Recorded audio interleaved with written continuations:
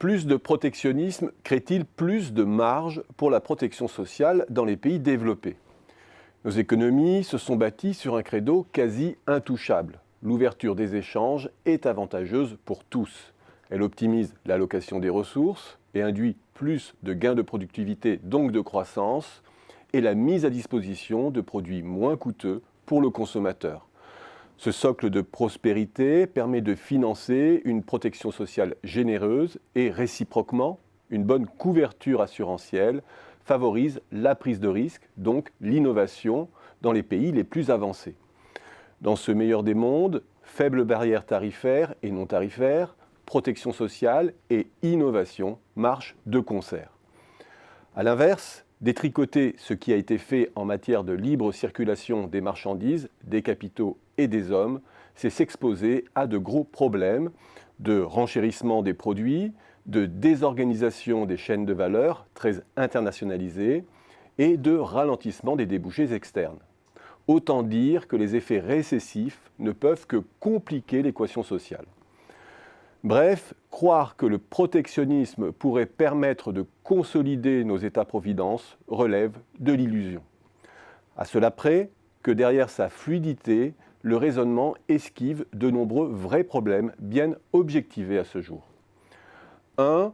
Le caractère plus ou moins faussé du jeu concurrentiel. C'est l'argument principal de Trump face à la Chine. Le jeu est gagnant-gagnant si tout le monde en respecte les règles. Sauf que ce n'est pas le cas aujourd'hui, notamment en matière de propriété intellectuelle. 2. Les effets d'agglomération. Ces derniers tendent à concentrer géographiquement les avantages des échanges là où ils ont été déjà bâtis, creusant le fossé entre gagnants et perdants. 3. Certains secteurs, qualifiés de stratégiques, comportent de telles externalités sur l'ensemble du tissu productif que leur perte de contrôle ou leur délocalisation est plus coûteuse que de s'en remettre au meilleur offreur. Et in fine, ce processus imparfait produit un creusement des inégalités et vulnérabilise certaines populations plus que d'autres. Au plan mondial, c'est l'hyperconcentration de la rente technologique et financière qui fait que les 1% les plus riches du monde ont capté 27% de la croissance mondiale entre 1980 et 2016. C'est le fait encore que les personnes comprises entre les 70e et 90e centiles, autrement dit les classes populaires et moyennes des pays riches, ont été largement oubliées de la croissance mondiale, comme le montrent les travaux de Branko Milanovic, récemment interrogé par Adrien de Tricorno sur Xerficanal.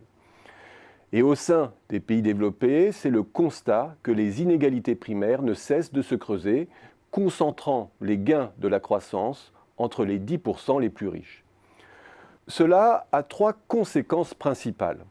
1. Les inégalités sont source d'inefficacité économique et de faible croissance, car elles sapent les débouchés intérieurs et la mobilité sociale. Autrement dit, l'idée que l'ouverture, c'est forcément plus d'efficacité pour plus de croissance, perd de son évidence. Deuxièmement, les inégalités primaires alourdissent la facture sociale. Et troisièmement, l'hyperconcentration de la richesse sape le financement de l'État-providence, puisque c'est précisément en haut de la distribution des revenus que les possibilités d'évitement sont les plus fortes. Il y a donc bien une légitimité forte à s'interroger sur une redéfinition des règles du jeu international, pour rééquilibrer, via des barrières tarifaires ou non, les relations faussées avec les pays en situation de dumping fiscal, social ou environnemental. Pour limiter ensuite le pillage de la propriété intellectuelle, si l'on veut que les emplois détruits trouvent une opportunité de se reconstituer à la frontière technologique. Pour favoriser enfin la concentration et les rentes dans certains secteurs stratégiques, au bénéfice de l'accumulation, même si c'est au détriment du consommateur à court terme. Par exemple, la maîtrise de la filière des énergies renouvelables pour gagner une indépendance énergétique, idem dans le digital face au risque de tutelle des GAFA ou des BATX. Il ne s'agit pas d'une hérésie, mais d'un protectionnisme ciblé qui prend en compte de vraies frictions.